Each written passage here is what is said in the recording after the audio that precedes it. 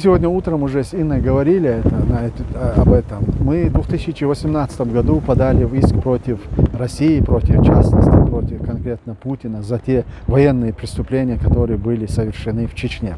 Но, к сожалению, с 2018 года по сегодняшний день ни Генеральная прокуратура Международного трибунала, ни сами сотрудники пока не начали даже элементарно не приступили к процессу расследования этих преступлений и материалов, которые мы подали. Мы понимаем реальные причины, это, естественно, это Совет Безопасности ООН. Мы понимаем, что для того, чтобы создать международную комиссию по расследованию военных преступлений на территории Чечни, необходимо решение Совета Безопасности и в последующем ООН. А до тех пор, пока Россия будет находиться в Совете Безопасности и с правом вето, естественно, этого никогда не произойдет. Ни по чеченской теме, ни по грузинской, ни по азербайджанской, ни по сегодняшней украинской теме. Но я очень надеюсь на то, что вот исходя из той ситуации, которая сегодня сложилась в мире, а что это? Это весь мир сегодня стал на защиту Украины, весь мир сегодня поддерживает Украину, все международные институты, которые призваны решать и находить решения, локализовывать эти конфликты и призывать к ответу преступников за преступления, все эти институты сегодня как один стоят за Украиной. И вот этот момент нам нужно использовать всем. То есть мы должны добиться того, чтобы был учрежден международный трибунал по событиям Украины, а это уже автоматически говорит о том, что все преступления, которые были совершены не только сейчас, сегодняшней путинской России, но преступления, совершенные еще СССР, так как Россия сегодня является преемником СССР, если она считает, что она может пользоваться благами, теми, которые унаследовали от СССР, если она пользуется правом вето в Совете Безопасности, и, естественно, она должна нести ответственность и за те преступления, которые были совершены на территории Чечни, Азербайджана, Грузии, сегодня в Украине. Поэтому еще раз я хочу тоже напомнить по ингушскую трагедию. В 1992 году в Ингушетии 16 населенных пунктов были просто уничтожены. И жильцы этих населенных пунктов были депортированы.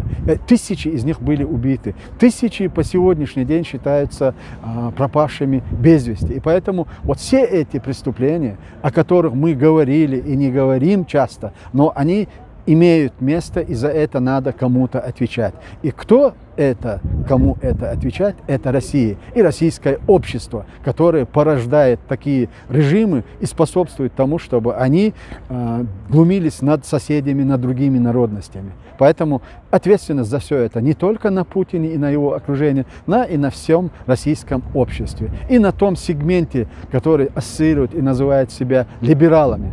Если мы сегодня как либералы российские плачем в экран, и в то же время мы несколько лет назад говорили о том, что за убийство 300 тысяч чеченцев, и из них 42 тысячи дети, что они это оправдывают, и что они с оружием в руках, с автоматом готовы идти на Кавказ и воевать. Вот эти люди должны понимать, эти режимы, когда создаются и их поддерживают, они не ограничиваются ни Кавказом, ни Чечней, ни Азербайджаном, ни Украиной. Если сегодня им дадут возможность победить украинцев, это значит, вся Европа будет находиться под колпаком этой страны. Как говорил в свое время Джохар Дудаев, первый президент Чеченской Республики, когда Россию приняли в Совет Европы, когда еще шла война, хотя это абсолютно противоречило самому уставу этой организации. Но, однако, они были приняты в Совет Безопасности, и вот тот день Джохар сказал, что с этого дня Европа станет внутренним делом России.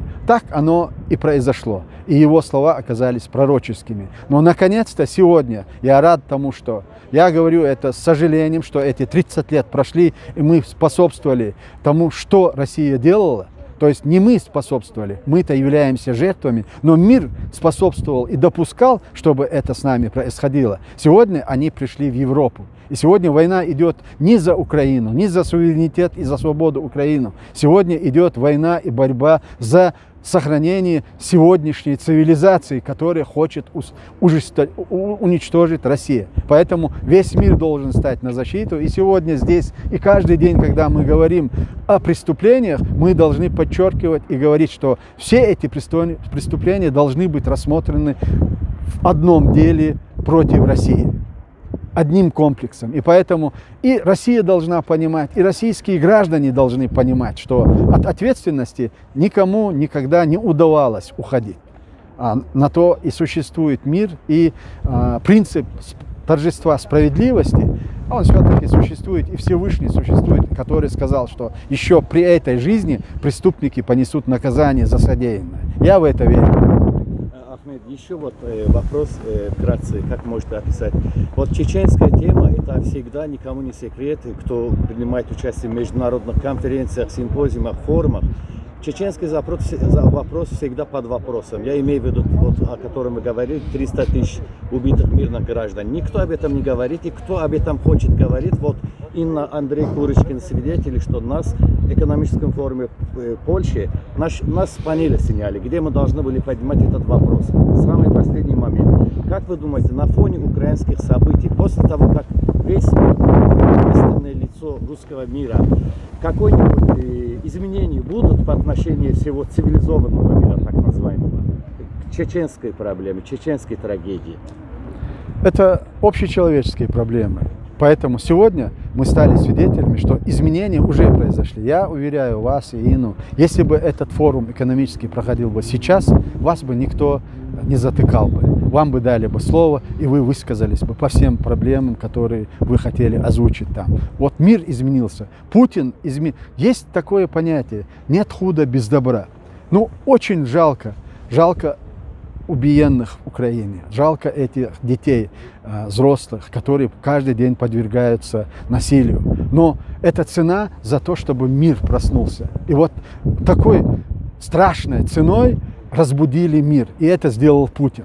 И вот с этого дня, я думаю, идет отчет нового времени и нового подхода по всем этим вопросам. И сегодня никто не может себя просто даже на минуту, чтобы кто-то допустил, что он, если не открыто, то хотя бы тайком поддерживает или сочувствует Путину. Никто, потому что в стороне даже оставаться сегодня нельзя.